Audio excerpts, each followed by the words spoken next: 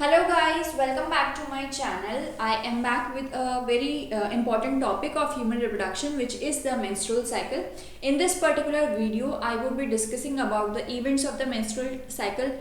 What are the events, how do they occur, okay, and what is the importance of this menstrual cycle.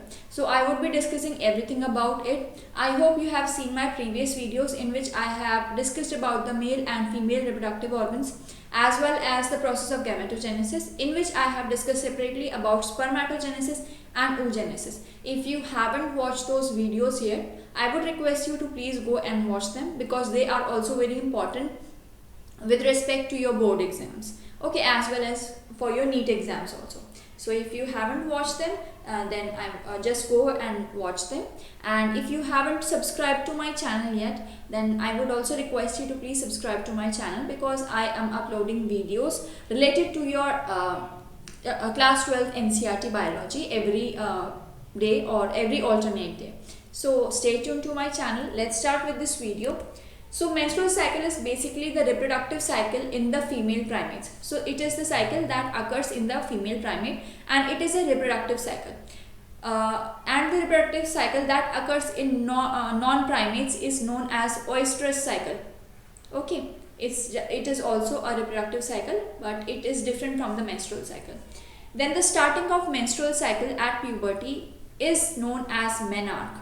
Okay, it is known as menarche. When the menstruation starts. So it basically starts at the puberty after or near about 13 years of age, and it is repeated every 28 to 29 days. Okay, 28 to 29 days में पूरी एक menstrual cycle complete होती है, और वो एक menstrual cycle के बाद दूसरी start हो जाती है. So menstrual cycle is the cycle of events starting from one menstruation to the next. एक मेंस्ट्रुएशन से दूसरी मेंस्ट्रुएशन तक का जो पीरियड होता है उसको मेंस्ट्रुअल साइकिल बोलते हैं, और ये जो पीरियड होता है वो 28 टू 29 डेज का होता है.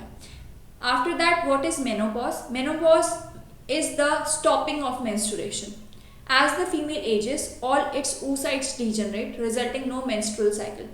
So as we have studied in our previous video of gametogenesis, that the oocytes that are present in the female body have developed during the embryonic stage. Embryonic stage में ही female body के अंदर सारे oocytes आ गए हैं, उसके बाद कोई भी oocytes नहीं बनते हैं, ठीक है. और जब तक प्यूबर्टी आती है फीमेल की, तब तक almost 50 to 60,000 of the oocytes have already died, and around 50 to 60,000 have left. Okay, so these oocytes also keep dying from time to time, okay, until the female reaches the age of 45 to 50 years of age. Almost all the oocytes degenerate and there is no menstrual cycle, there is no ovulation anymore, so the menstrual cycle is also not occurring in the body. So that is the menopause. Okay, so menarche is the starting of the menstrual cycle, and menopause is the end of the menstrual cycle, or the stopping or the pause of the menstrual cycle. So these terms should be very clear to you. Now moving on to the events or the phases of the menstrual cycle. So first phase is the menstrual phase, then comes the follicular phase, then ovulation and luteal phase. We will discuss about all these phases separately, starting with the menstrual phase. So menstrual phase is a 3 to 5 days cycle during which menstrual flow occurs. Okay, so जो menstrual flow होता है, that occurs during the menstrual phase. It consists of broken endometrium lining of the uterus and its blood vessels. तो इसमें basically क्या होता है, menstrual flow के अंदर एंडोमेट्रियम लाइनिंग होती है यूटरस की, और जो ब्लड वेसल्स होती हैं they are also broken. Now lack of menstruation is a sign of pregnancy, though it can also be affected by health issues, stress और any other problem with the health. Okay, ज़रूरी नहीं है कि pregnancy की वजह से ही there won't be any menstruation.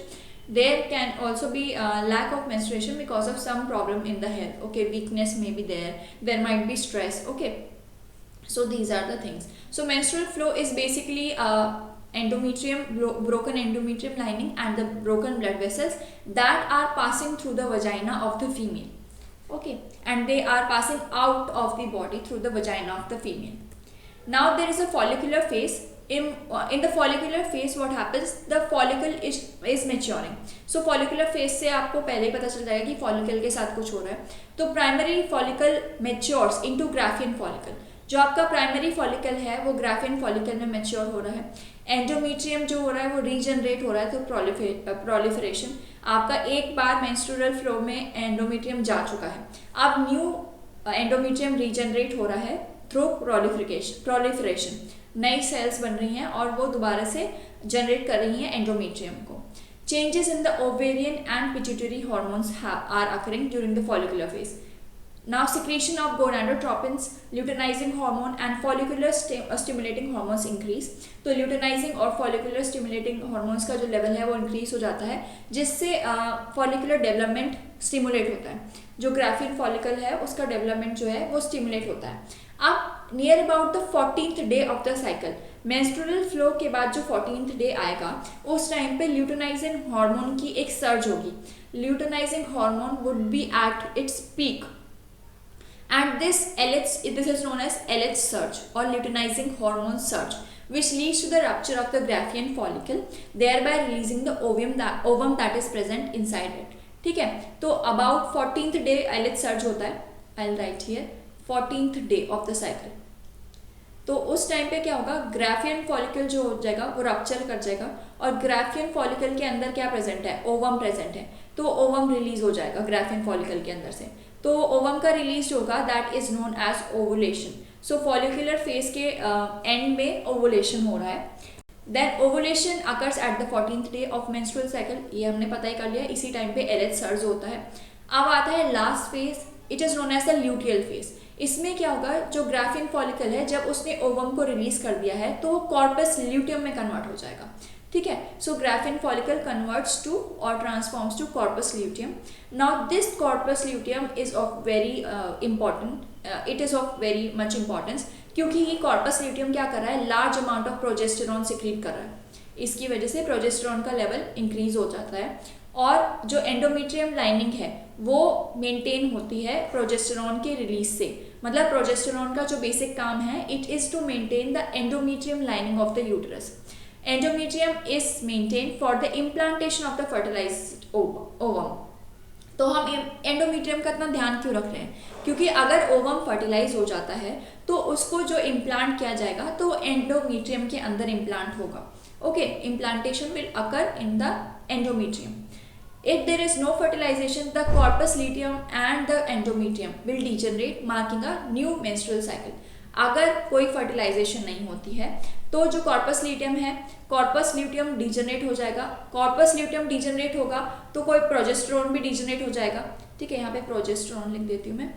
Progesterone will degenerate, I mark no, and that is why endometrium will also degenerate, क्योंकि प्रोजेस्टेरॉन ही ध्यान रख रहा है एंडोमेट्रियम का। एंडोमेट्रियम को मेंटेन करने का जो काम है वो प्रोजेस्टेरॉन का है। तो कॉर्पस ल्यूटियम से लिंक्ड है प्रोजेस्टेरॉन, प्रोजेस्टेरॉन से लिंक्ड है endometrium.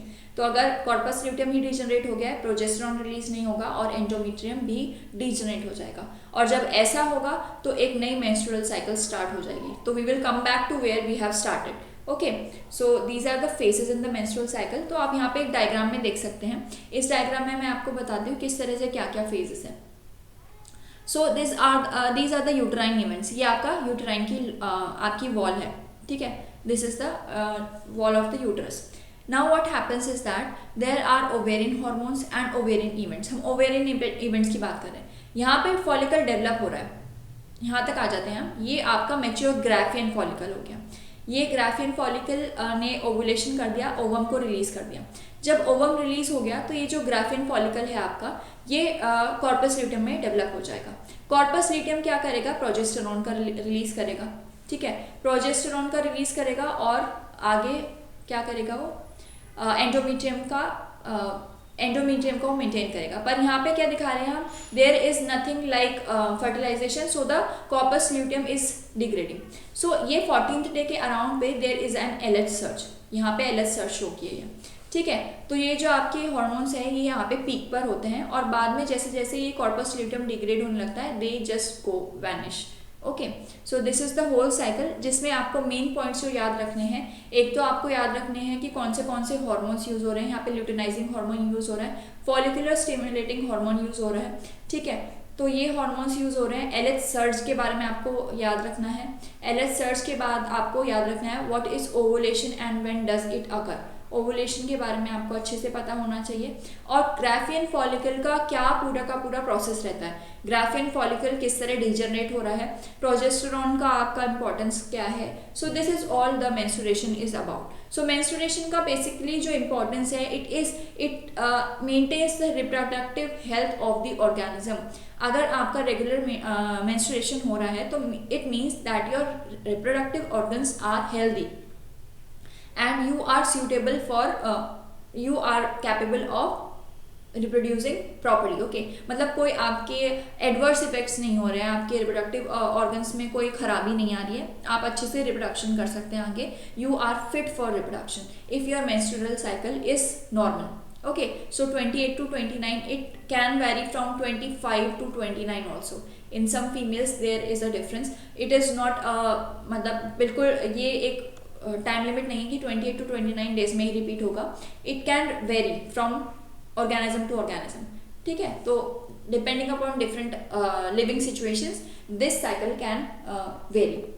So that's all for this video. I hope आपको ये मेंस्ट्रुएशन का कंसेप्ट अच्छे से समझ में आ गया होगा. अगर आपको नहीं समझ में आया, you can just mention in the comment box और you can contact me at my email ID. And I hope that the human reproduction chapter is clear to you. Okay, and see, this chapter is a very important chapter, so just make notes of this chapter as you can easily forget it. अगर आप एक बार notes बना लेंगे, that would be very easy for you. And if you need any kind of guidance from me, you can just email me and subscribe to my channel if you haven't yet. Share this video with your friends and like this video and subscribe to my channel, and thank you very much for watching.